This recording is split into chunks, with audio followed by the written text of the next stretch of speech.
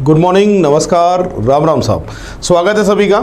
आज का important chapter है sitting arrangement type second circle. आज हम सिटिंग अरेंजमेंट में टाइप सेकंड स्टार्ट कर रहे हैं और उसका नाम है सर्किल। सर्किल में बैठना आज हम सीखेंगे। किस तरह के एग्जाम्पल आते हैं, सबसे पहले बेसिक की बात करते हैं। ये फर्स्ट नंबर का बेसिक है, बोर्ड पे देखिए आप सभी। ये फर्स्ट नंबर का बेसिक है। यहाँ पर लिखा है जब केंद्र की ओर मुख हो, सेंटर की जब तरफ फेस होता है तो फिर इनके लेफ़्ट राइट इस तरीके से होते हैं। जिधर अपना राइट हैंड होता है उधर इनका लेफ़्ट होगा और जिधर अपना लेफ़्ट होता है उधर इनका राइट होगा। ठीक है, अपने से उल्टा चलना होता है सर्किल में। जब भी बात करें अपन लेफ़्ट की बाएं की, चलना है क्लॉकवाइज, देख लो। और जब भी बात करें राइट की दाएं की तो चलना है एंटी क्लॉकवाइज। लेफ़्ट के लिए क्लॉक और राइट के लिए एंटी क्लॉक। इस तरीके से आपको चलना होगा। ठीक है, और जब सेंटर के बाहर की तरफ फेस हो जाता है इनका, सेंटर के बाहर की तरफ फेस इनका हो जाता है तो फिर यहाँ पे हमेशा याद रखना है आपको कि जो अपना राइट है दायां वो इनका भी दायां होता है और जहाँ अपना बायां है लेफ़्ट वहीं इनका भी बायां होता है। ठीक है, जब सेंटर की तरफ बाहर की तरफ फेस होते हैं तो बिल्कुल अपने हाथ की तरह चलते हैं, दाएं के लिए क्लॉकवाइज और बाएं के लिए एंटी क्लॉकवाइज। तो याद रखना है मेन जो सर्किल है वो एग्ज़ाम में सबसे ज़्यादा ये आता है 100%। बैंक पीओ का अगर आप एग्ज़ाम देते हैं तो बाहर की तरफ भी फेस इनका हो सकता है। ठीक है, तो सर्किल में हमेशा उल्टा चलते हैं। आंखों के सामने सर्किल रहेगा, जहां तुम्हारा राइट हैंड है वहां सर्किल का लेफ्ट होगा और जहां तुम्हारा लेफ्ट हैंड है वहां सर्किल का राइट होगा। तो याद रखना है लेफ्ट के लिए क्लॉकवाइज और राइट के लिए एंटी क्लॉकवाइज। ठीक है, देख लीजिए इसको। अब बढ़ते आगे। फर्स्ट नंबर का एग्जाम्पल है, यहां से हम इस चैप्टर की शुरुआत कर रहे हैं। पूरी क्लास देख लीजिए। इस तरह के एग्जाम्पल आते हैं सर्किल में। क्या लिखा है देखते हैं। यहां लिखा है 5 लड़कियां गोले में केंद्र की ओर मुख करके खड़ी हैं। तो यहां पर जो सर्किल बनेगा वो 5 लड़कियों के लिए सर्किल बनेगा। सबसे पहले सर्किल बना लिया, 5 के लिए जगह बना दी मैंने, 2 4 5। राइट का होगा लेफ्ट और लेफ्ट का होगा राइट। ठीक है, सर्किल बनाना है, 5 लड़कियों के लिए सर्किल है, राइट का लेफ्ट है और लेफ्ट का राइट है।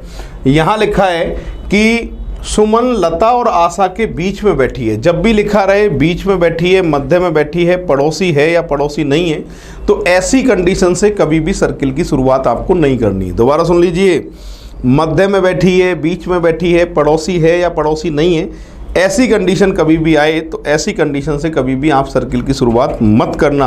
आपको हमेशा ये देखना है जहाँ लिखा रहे दाएं दूसरी है, बाएं तीसरी है, दाएं बाएं, ऐसी कंडीशन से शुरुआत करना पड़ता है। और जिस कंडीशन को आप स्टार्टिंग में लेते हैं उसके सेकंड नंबर का अक्षर या नाम सबसे पहले लिया जाता है। तो देखिए वापस से, सुमन लता और आशा के बीच में बैठी है तो बाद में लेंगे इसको। ममता लता के दाहिनी तरफ है, ये कंडीशन है भाई। और इसमें जो सेकंड नंबर का नाम है वो सबसे पहले लिया जाता है। जिस कंडीशन को आप ले रहे हैं उसमें सेकंड नंबर का नाम या अक्षर जो भी है उसे सबसे पहले आपको लेना पड़ेगा। तो यहाँ हम बात कर रहे हैं, शुरुआत होगी लता से। लता को रखने की 5 जगह हैं। इन 5 में से आप कहीं से भी शुरुआत कर सकते हैं। अगर शुरुआत करते हैं ऊपर से, कहाँ से भाई? ऊपर से, तो ये लेफ्ट और राइट वाली कंडीशन आपको परेशान नहीं करेंगी। लेफ्ट के लिए ऐसे जाइए क्लॉकवाइज, राइट के लिए ऐसे जाइए एंटी क्लॉकवाइज। ठीक है, क्या लिखा है? ममता लता के दाहिनी तरफ है, लता का दायां, लता का राइट हैंड किधर होगा? इधर होगा। यहाँ कौन आ जाएगी भैया? ममता। ममता लता के दाहिनी तरफ है। फिर कह रहा है कि सुमन लता और आशा के बीच में बैठी है। लता ये रही, आशा को यहाँ बैठा दूं तो क्या बीच में सुमन बैठ सकती है? नहीं बैठ सकती। अगर आशा को यहाँ बैठा दूं तो क्या बीच में सुमन बैठ सकती है? बिल्कुल बैठ सकती है। ठीक है, लता और आशा के बीच में कौन बैठेगी? सुमन। ऐसा ही लिखा हुआ है। अब पूरे प्रश्न को पढ़िए आप, और पूरे प्रश्न को पढ़ने के बाद में कौन सी लड़की है जिसका नाम हमने छोड़ दिया, नहीं लिया है, और वो है कौन भैया? रजनी। कौन है भाई? रजनी। तो रजनी को लिखेंगे यहाँ। ठीक है। अब कह रहा है स्थान परिवर्तन कर लेती है सुमन और ममता। सुमन की जगह कौन आ जाएगी? ममता, और ममता की जगह कौन आ जाएगी? सुमन। तो आपसे पूछा गया है, तो बताइए रजनी के बाएं चौथी लड़की कौन है। अब देखिए ये सर्किल बन चुका है, रजनी के बाएं चौथी लड़की पूछी है, तो रजनी को ऐसे पकड़ लो, ठीक है। और रजनी के बाएं, बाएं का मतलब होता है क्लॉकवाइज, रजनी के बाएं चौथी लड़की, तो देखो 1 2 3 4 कौन आएगी भाई? आशा। परफेक्ट आंसर आएगा इसका कौन सा ऑप्शन? C option. देख लीजिए ऐसे होगा ये। तो रजनी के जो बाएं चौथी लड़की आएगी वो कौन आएगी भाई? आशा। नेक्स्ट एग्जांपल, यहां पर लिखा है ABCDEF गोल मेज के इर्द गिर्द स्थायी रूप से रखी कुर्सियों पर बैठे हैं, किंतु आवश्यक नहीं है कि उनके बैठने का क्रम यही है। यह देखा गया है कि A जो है वो D और F के बीच में मध्य में, बाद में लेते हैं कंडीशन, आप जानते हैं। फिर कह रहा है C D के सम्मुख है, D E के बगल में, बगल को भी बाद में लेते हैं अपन, है ना। तो कहना ये चाहता हूँ कि यहाँ जो सर्किल बनेगा वो 6 के लिए बनेगा, 2 2 4 और 2 6, 6 के लिए सर्किल, ये जो है वो 6 के लिए सर्किल बनेगा। यहाँ पर आपको याद रखना है कि यहाँ जो जिनका राइट है तो इनका लेफ्ट होगा, और लेफ्ट का क्या होगा भैया? राइट होगा, ठीक है। क्या लिखा है? सी डी के सम्मुख है। सम्मुख का मतलब होता है सामने, सम्मुख का मतलब क्या होता है? सामने। सी डी के सम्मुख है। आगे कह रहा है कि ए जो है वो डी और एफ के बीच में है, ए जो है वो डी और एफ के बीच में, यहाँ एफ को लिखूँ तो ए यहाँ आ सकता है, यहाँ एफ को लिखूँ तो ए यहाँ आ सकता है। अब तुम्हारी मर्जी आए जहाँ लिख देना, आंसर पे कभी कोई फ़र्क नहीं पड़ेगा। तो एफ को अगर यहाँ लिखता हूँ तो ए बीच में यहाँ आ जाएगा। लिखा है कि ए जो है वो डी और एफ के बीच में। अगली लाइन है ई और डी अगल बगल की कुर्सी पर नहीं है, मतलब डी के बगल में ई नहीं आना चाहिए, तो ई यहाँ आ जाएगा। और बचा कौन सा नाम है, पढ़ के बताएं। बी बचा है। कौन बचा है? बी बचा हुआ है, तो बी आ जाएगा यहाँ। ये बन गया सर्किल। पूछा क्या है आपसे? आपसे पूछा है चारों ऑप्शन में से कौन सा सही है। इन चारों ऑप्शन पे अगर विचार करते हैं तो परफेक्ट आंसर आएगा डी ऑप्शन। बी और ई अगल बगल की कुर्सी पर हैं, तो परफेक्ट आंसर कौन सा दे के आएंगे? D option. देख लीजिए ऐसे होगा ये। IAS के पुराने पेपर से उठाया है मैंने, वहाँ आया हुआ एग्जाम्पल है ये।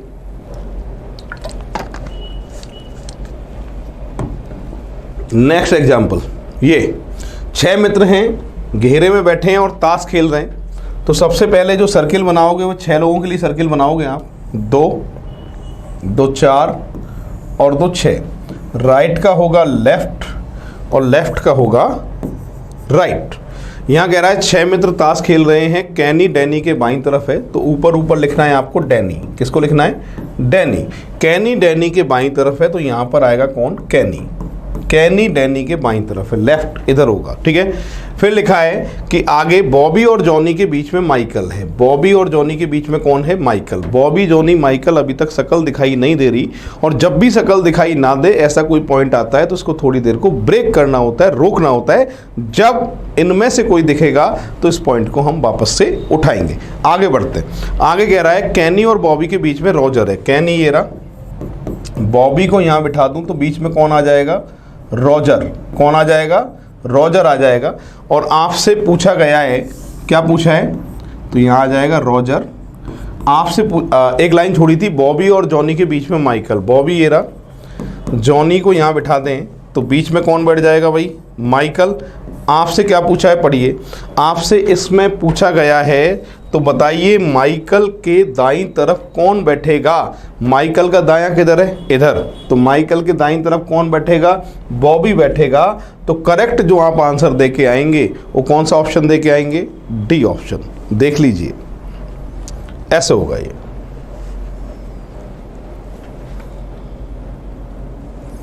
नेक्स्ट एग्जाम्पल है ये।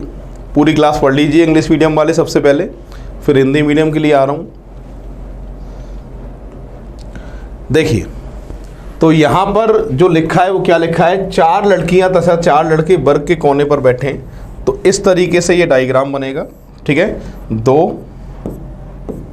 और 2 4 और 2 6। राइट का होगा लेफ्ट और लेफ्ट का होगा राइट। सही है। क्या लिखा है? ये लिखा है मधु और उषा विकर्ण रूप में। विकर्ण रूप का मतलब होता है डायगोनल। विकर्ण रूप का मतलब क्या होता है? डायगोनल। या तो ऐसे बिठाइए या फिर आप ऐसे बिठाइए, ठीक है। तो मैं इस तरीके से बिठा रहा हूं, देखिए मधु और यहाँ कौन है? उषा, विकर्ण रूप में ऐसे, ठीक है। फिर लिखा है जो हमेशा सेकंड पर्सन के लिए बात करता है। सेकंड पर्सन कौन है? उषा, जो गीता के दाहिनी तरफ है। तो याद रखना है, जब भी जो आ जाए इंग्लिश में आता है हु इज, ये हमेशा सेकंड पर्सन के लिए बात करता है। जो गीता के दाईं तरफ बैठी है, कौन बैठी है? उषा। गीता के दाईं तरफ बैठी है, तो गीता का दाईं तरफ इधर कौन बैठी है? उषा बैठी है। सही है। अब कह रहा है गीता से अगला राम। अगले राम का मतलब होता है पड़ोसी। सिटिंग अरेंजमेंट में जब भी अगला आ जाए तो इसका मतलब क्या होता है? पड़ोसी। गीता से अगला राम गोपी के सामने है। लो भाई, गोपी के सामने। सही है। फिर लिखा है जो बॉस के बाईं तरफ बैठी है। सेकंड पर्सन कौन? बॉस के बाईं तरफ कौन? गोपी। तो यहां बॉस आ जाएगा। बॉस के बाईं तरफ कौन? गोपी। अब कह रहा है सुमा की स्थिति, देख लीजिए, सुमा की स्थिति मधु के दाईं तरफ ना होकर। हाँ भाई, मधु का दाया किधर है? इधर। सुमा की यहाँ मना कर रहा है, तो यहाँ आएगी सुमा। और किसके सामने है सुमा? प्रेमा के सामने है। प्रश्न में क्या पूछा है आपसे? पढ़िए।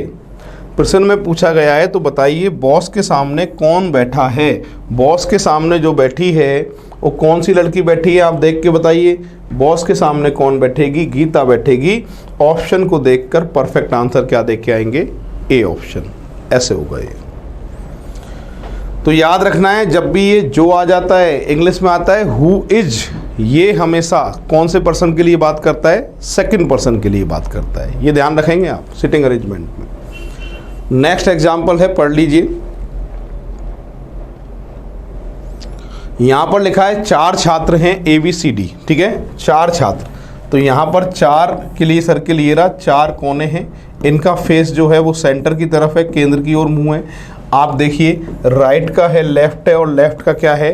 राइट है, ठीक है। ये कह रहा है 4 मित्र कोने पर बैठे हैं, हर कोने पर एक, और सभी का मुख वर्ग के केंद्र की ओर है। केंद्र में बैठे छात्र ई का मुख सी की ओर है। हाँ भाई, केंद्र में कोई ई बैठा है, इसका ये फेस है, इसकी ये बैक है, ठीक है। फेस ई का मुंह किसकी ओर है? सी की ओर है। और आगे कह रहा है ए का मुख ई की पीठ की ओर है। हाँ भाई, अब जब इधर मुंह मान रहे हो तो इधर पीठ मान लेंगे, है ना। तो ए का मुख ई की पीठ की तरफ है, मतलब यहाँ है, ठीक है। अब कह रहा है डी ई के दाईं तरफ है। अब देखिए ई का फेस जो है वो इधर है, तो राइट हैंड किधर होगा? इधर। लेफ्ट हैंड किधर होगा? इधर। तो डी ई की दाईं तरफ है, मतलब यहाँ डी। तो बचा हुआ कौन है भैया? बी। तो आपसे प्रश्न क्या पूछा है? पढ़िए। अब आपसे जो इसमें प्रश्न पूछा गया है वो ये पूछा गया है कि बी जो है वो ई के किस ओर बैठा है? बी जो है वो ई के किस ओर बैठा है? बाईं तरफ। ई का किधर है? ये लेफ्ट हैंड है। तो बी जो है वो ई के किधर बैठा है? बाईं तरफ। तो करेक्ट आंसर जो दे के आओगे वो कौन सा ऑप्शन दे के आओगे? A option. ऐसे होगा ये।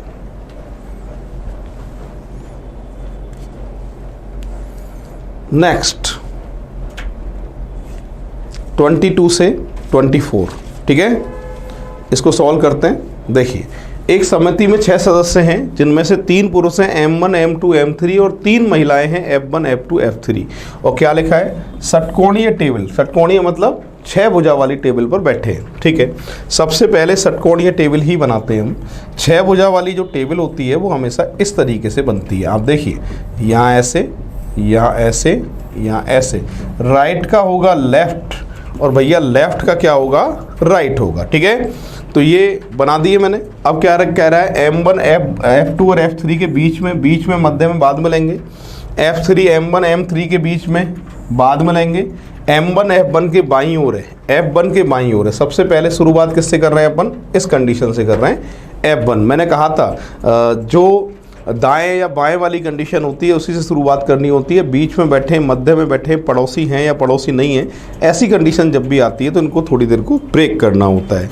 तो देखिए, M1 F1 के बाईं तरफ है, F1 का बायां इधर है, कौन है भैया? M1, ठीक है। तथा F2 के सामने है, कौन है F2 के सामने? M1। तो यहाँ F2 आ जाएगा, सही है। अच्छा, आगे क्या लिखा है? कोई भी पुरुष एक दूसरे के बगल में नहीं बैठा और ना ही कोई महिला एक दूसरे के बगल में बैठी। ओहो, पुरुष एक साथ नहीं बैठे, महिला एक साथ नहीं बैठ सकती। इसका मतलब महिला पुरुष के पास बैठना चाहिए, पुरुष महिला के पास बैठनी चाहिए। इसका मतलब ये है। यहाँ क्या कह रहा है? सुनो, अब कह रहा है, इस कंडीशन को ले लेते हैं।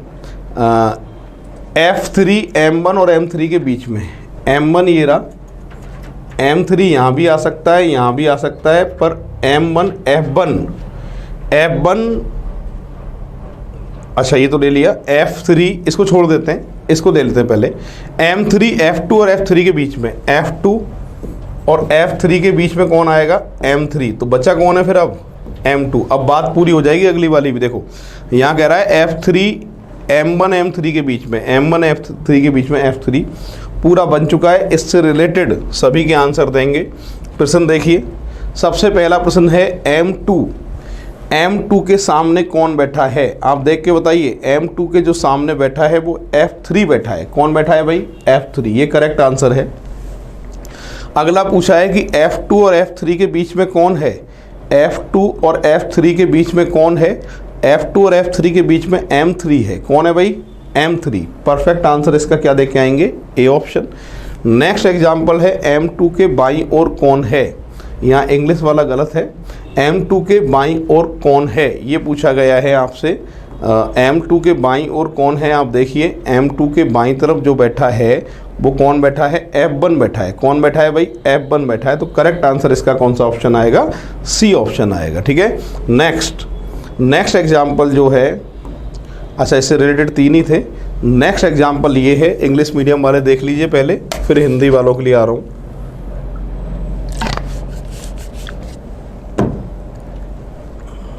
हाँ भाई, एक तो ये डायग्राम एग्जामिनर एग्जाम में बना के देगा। ठीक है। क्या लिखा है? 8 व्यक्ति हैं ABCDEFGH दी गई आकृति के अनुसार बाहर की तरफ मुख करके बैठे हैं। यदि वे सब 3 स्थान वामाव्रत घूमे, वामाव्रत का मतलब होता है एंटी क्लॉकवाइज। ठीक है। इसमें डायरेक्शन काम आएगी। डायरेक्शन क्या होती है? राइट हैंड पे रहता है ईस्ट पूरब, लेफ्ट हैंड पे रहता है वेस्ट पश्चिम, आंखों के सामने रहेगा नॉर्थ उत्तर और पीठ के पीछे रहेगा साउथ दक्षिण। ये डायरेक्शन होती है। ठीक है। तो यहाँ पर सबसे पहले कह रहा है कि ये सभी 3 स्थान वामाव्रत घूमते हैं। वामाव्रत का मतलब होता है एंटी क्लॉकवाइज। तो इन सभी को रोटेट करना है 3 स्थान वामाव्रत एंटी क्लॉकवाइज, यानी इधर। तो देखिए A 1 2 3, तो A तो यहाँ शिफ्ट हो गया, यहाँ B शिफ्ट होगा, यहाँ C शिफ्ट होगा, यहाँ D शिफ्ट होगा, यहाँ कौन शिफ्ट होगा? E, और यहाँ पर F, यहाँ पर G और यहाँ पर H। जब एक को शिफ्ट किया तो सारे अपने आप ही रोटेट हो जाएंगे। देखो 3 स्थान वामाव्रत एंटी क्लॉकवाइज। ठीक है। अब डायरेक्शन की अगर बात करते हैं, दिशा, तो डायरेक्शन देखिए पूरी क्लास, राइट हैंड पे हमेशा ईस्ट रहता है पूरब, लेफ्ट हैंड पे हमेशा वेस्ट पश्चिम, आंखों के सामने नॉर्थ उत्तर और पीठ के पीछे साउथ दक्षिण। इन सब का जो फेस था वो कहाँ था? देखो कहाँ मुंह करके बैठे थे? ये सब बाहर की ओर मुख करके बैठे थे। तो ऑप्शन को देखकर कौन सी बात सही है वो देखना है। पहला ऑप्शन पढ़ते हैं, बी का मुंह पश्चिम की ओर है। बी का मुंह बाहर की तरफ है और लेफ्ट हैंड पे डायरेक्शन में पश्चिमी आता है वेस्ट। तो परफेक्ट जो आंसर आएगा ऑप्शन को देखकर वो कौन सा ऑप्शन आएगा? 1 नंबर आएगा। ऐसे होगा ये, देख लीजिए।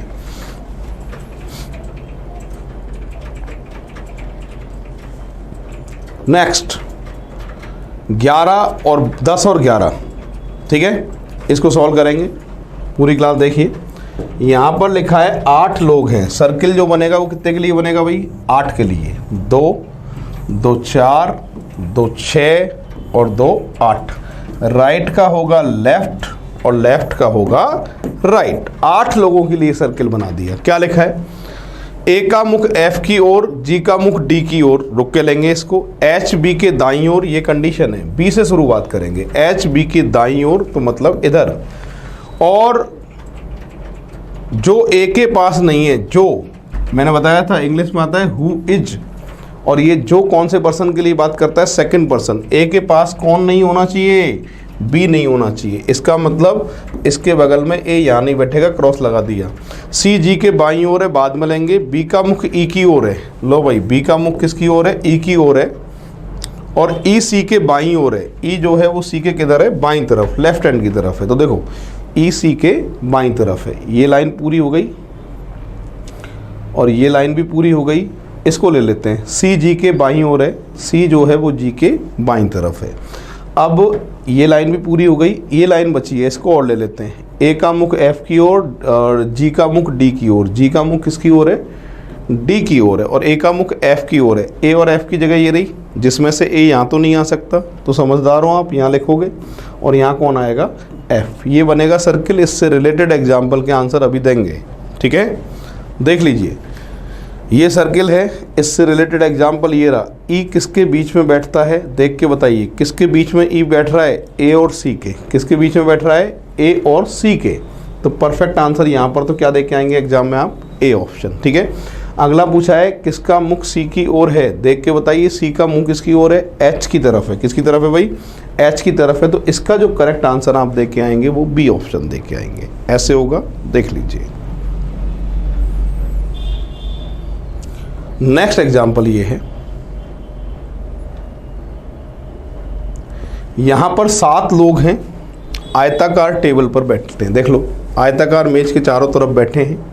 तो सबसे पहले एक बात समझ में आ गई मेरे को कि यहाँ पर आयताकार मेज आपको बनानी पड़ेगी और 7 व्यक्तियों को बिठाना पड़ेगा। राइट का लेफ्ट होता है और लेफ्ट का भैया राइट होता है। 7 कैसे बिठाओगे, आपकी मर्जी आए, जिस सतह पर जितने बिठाना चाहते हो उतने बिठा सकते हो।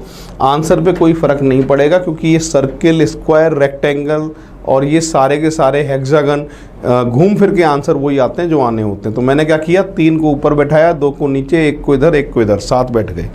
आप घर पे जाके 3 को नीचे भी बैठा सकते हैं। क्लियर है, आंसर पे कभी कोई फ़र्क नहीं पड़ेगा।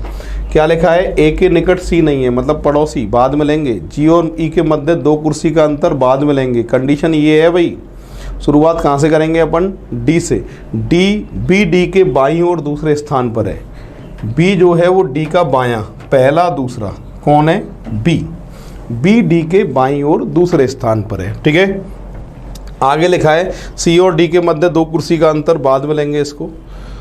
इसके बाद कह रहा है ए से लेकिन एफ के निकट नहीं, बाद में लेंगे इसको भी। जी और सी के मध्य 2 कुर्सी का, सी के मध्य 1 व्यक्ति, बाद में लेंगे। लास्ट वाली कंडीशन को ले लेते हैं। लास्ट वाली कंडीशन में कह रहा है सी जी के दाएं दूसरा। सी जो है वो जी के दाएं दूसरा तथा बी के बाएं है सी। बी के लेफ्ट हैंड की तरफ है सी और ये जी के दाएं दूसरा है, ऐसे लिखा है, जी का दायां पहला दूसरा सी। मैंने बी और डी वाली कंडीशन पढ़ी और आखिरी कंडीशन पढ़ी। इन दोनों को पढ़कर कितने अक्षर आ गए, 4। रह कितने गए, 3, ठीक है। अब सुनो, अब इस वाली कंडीशन को ले रहा हूँ मैं। जी और ई के मध्य 2 कुर्सी का अंतर है। अब देखिए, 2 कुर्सी का अंतर चाहे तो इधर से हो जाए और चाहे इधर से हो जाए, किसी एक तरफ से 2 कुर्सी का अंतर हो जाए। अगर मैं ई को यहाँ लिखूंगा तो 2 कुर्सी का अंतर ना तो इधर से आने वाला ना इधर से आने वाला। अगर यहाँ लिखूंगा 2 कुर्सी का अंतर ना तो इधर से आएगा ना इधर से आएगा। इसके लिए मुझे कहाँ लिखना पड़ेगा, यहाँ लिखना पड़ेगा, जिससे जी और ई के मध्य मुझे 2 कुर्सी का अंतर दिखाई दे रहा है, ठीक है। एक ये लाइन बची थी, क्या लिखा था, ए के निकट सी नहीं है, मतलब ए का पड़ोसी सी नहीं होना चाहिए। तो यहाँ ए नहीं आएगा तो ए कहाँ आएगा, यहाँ आएगा। पूरे प्रश्न को पढ़ के कौन सा अक्षर बचा है वो आपको देखना है। यहाँ पर जो बचा है वो एफ बचा है। कौन सा बचा है, एफ। और जो बची कुची कंडीशन भी है वो सारी की सारी पूरी हो रही हैं, पढ़ लीजिए आप। बची हुई कंडीशन क्या थी, सी डी के मध्य 2 कुर्सी का अंतर, सी और डी के बीच में 2 कुर्सी का अंतर दिखाई देगा किसी भी एक तरफ से, आपको देखो दिखाई दे रहा है। अब कह रहा है ए से लेकिन एफ के निकट नहीं है, बिल्कुल ये बात भी सही हो रही है। तो यहाँ पर सारी बातें सही हो रही हैं और इससे रिलेटेड एग्जाम्पल पूछ रहा है, उनके आंसर हम देंगे। क्या पूछा है, पहला प्रश्न, बी के दाईं ओर कौन बैठता है, देख के बताइए। बी के राइट हैंड की तरफ कौन बैठा है, ई बैठा है।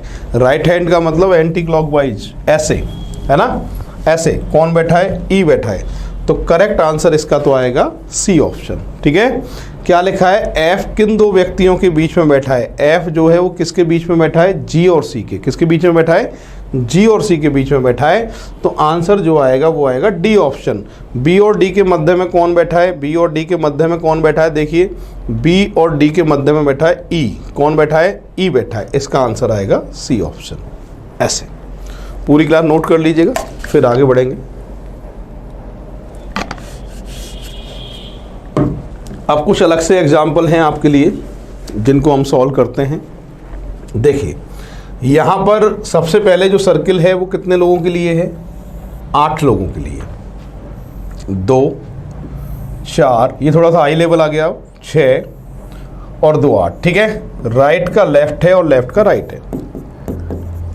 यहाँ लिखा है कि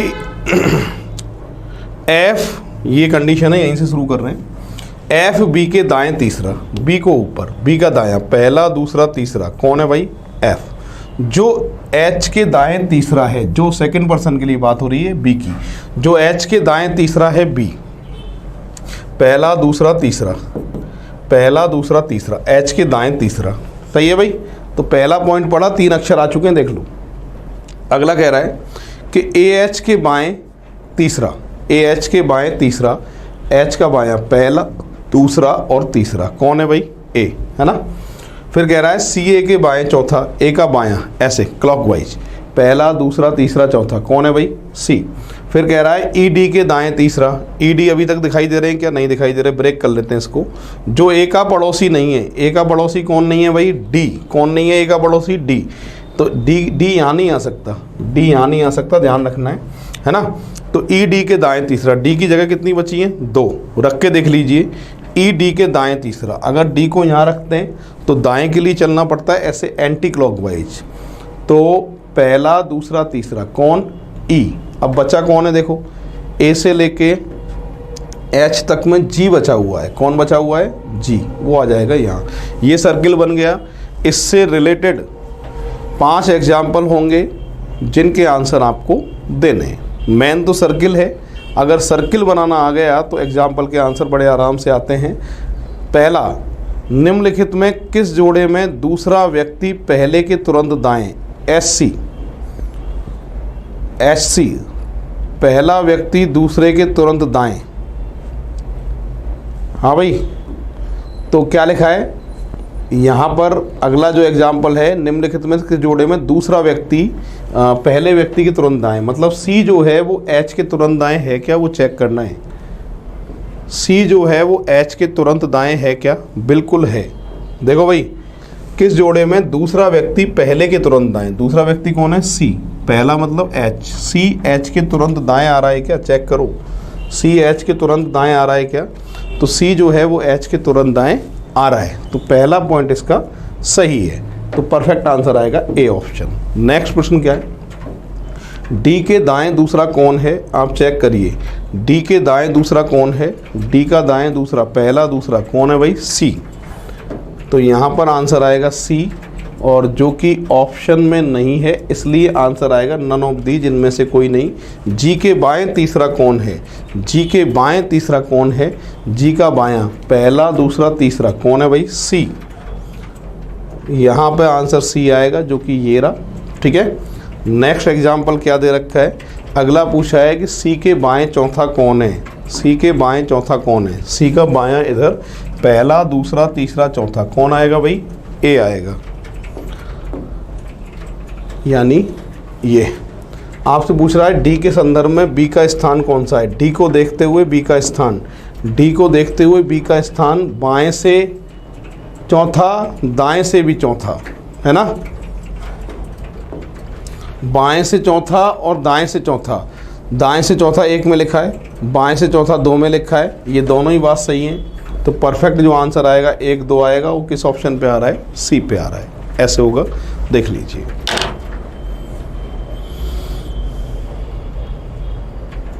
तो ये अपना सिटिंग अरेंजमेंट कंप्लीट हुआ है, सिटिंग अरेंजमेंट का टाइप 2 कंप्लीट हुआ है। आज के लिए इतना ही काफ़ी है, मिलते हैं नेक्स्ट क्लास में। जय हिंद, जय भारत, राम राम साहब।